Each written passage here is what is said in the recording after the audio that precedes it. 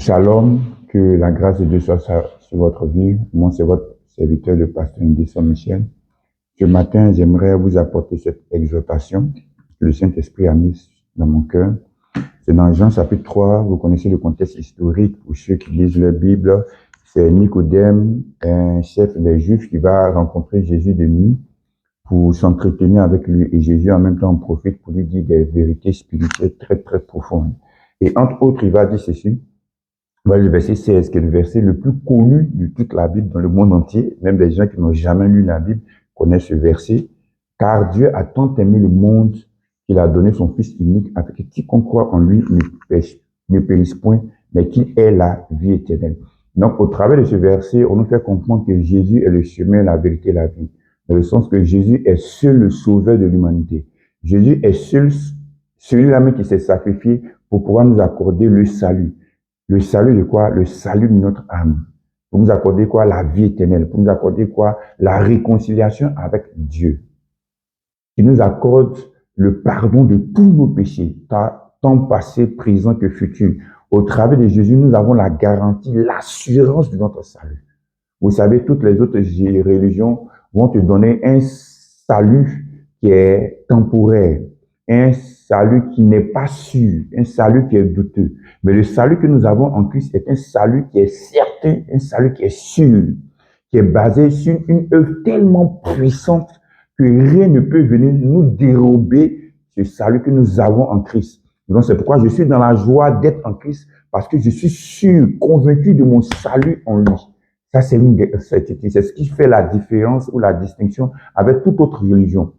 Dans toutes les autres religions, les gens vont dire, on ne sait pas. Après votre mort, on ne sait pas. Mais nous, on sait avant notre mort physique. On sait qu'on va voir, on va rester dans le salut. On sait qu'on a la vie éternelle. C'est pas dire, car quiconque croit en lui a la vie éternelle. On ne dit pas aura la vie éternelle. Et par définition, une vie éternelle, c'est une vie permanente.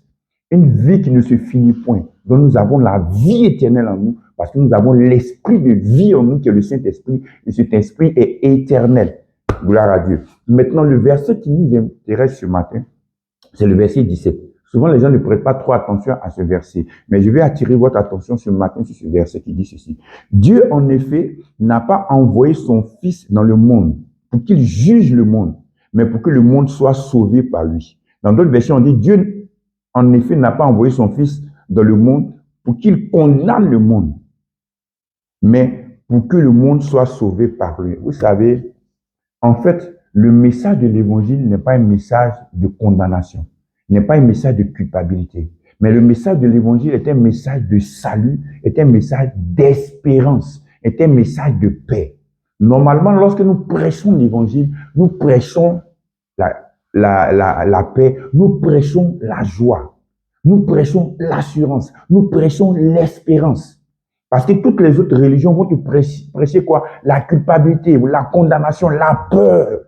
Regardez, trembler parce que ce qui arrive sera terrible pour vous. Non. Nous avons cette assurance, cette sérénité. Pourquoi? Parce que le message de l'évangile nous met dans une certaine sérénité. Nous avons la paix avec Dieu. C'est ce que Romains 5, verset 1 dit. En Christ, nous avons la paix avec Dieu. Nous n'avons pas peur de nous approcher de Dieu, mais nous avons hâte de retrouver notre Père, notre Dieu, afin de vivre dans l'éternité avec lui. C'est ça le message de l'évangile. Donc, Jésus-Christ n'est pas venu pour condamner. C'est pourquoi dans le ministère terrestre de Jésus, vous n'allez jamais voir où Jésus va venir condamner les gens. C'est pourquoi dans Jean 8, la femme qui était prise en flagrant délit d'adultère, les autres l'ont condamnée.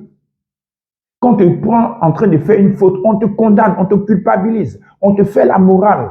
On te dit, voilà, c'est pas bien, et tu te mets dans une certaine culpabilité, condamnation. Non, c'est pas ça le message de l'évangile. Regardez, Jésus va dire que celui qui n'a jamais péché, ou même la version grecque dit que celui qui est sans péché, c'est-à-dire ça va encore plus loin, lance le premier la pierre.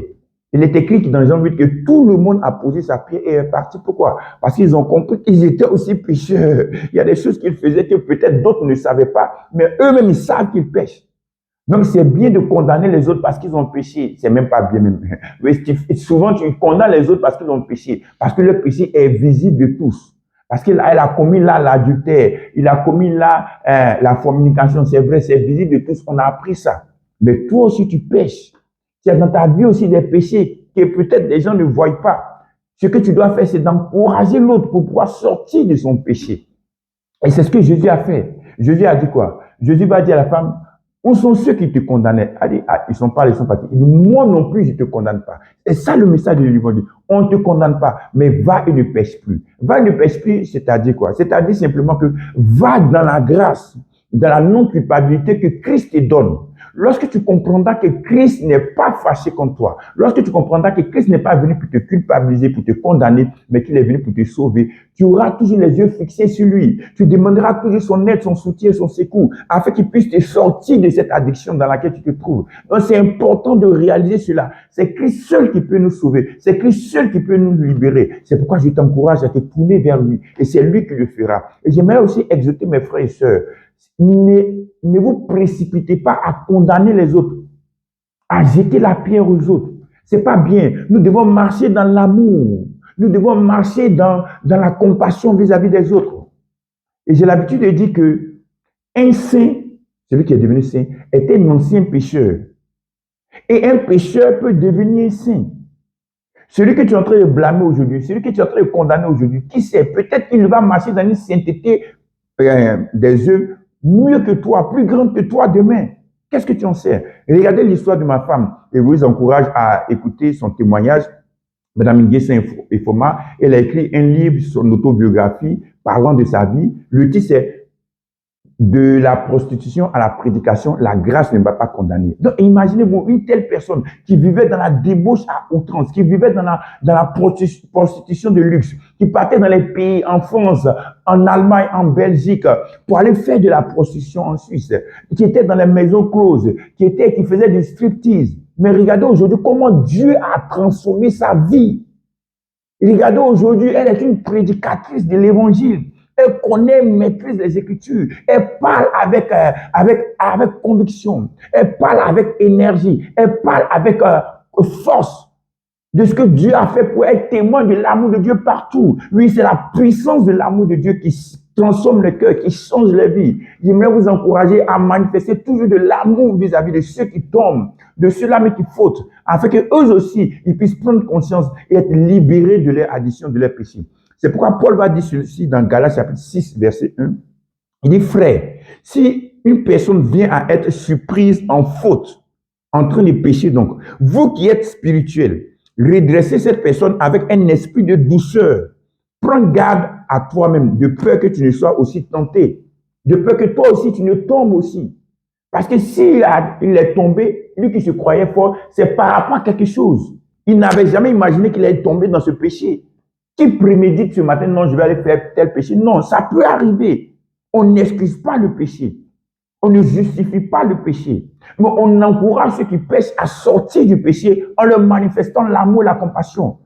Ne mettez pas les gens dans un coin, puis non, ne cataloguez pas les gens, non, celui-là c'est comme si, celui-là c'est comme si, celui-là c'est comme ça. Non, il faut les encourager, il faut les témoigner de l'amour. Vous n'imaginez pas combien de fois la puissance de l'amour est incroyable. Combien de fois l'amour est capable de changer, de transformer des vies, même les plus pécheresses. Je vous encourage donc à manifester de l'amour avec douceur vis-à-vis des autres, avec compassion, afin que ces personnes aussi puissent revenir, être libérées par la grâce de Dieu. Car le Fils de l'homme est venu dans ce monde, non pas pour condamner, non pas pour amener la culpabilité, mais pour sauver les gens, pour les libérer, pour les délivrer.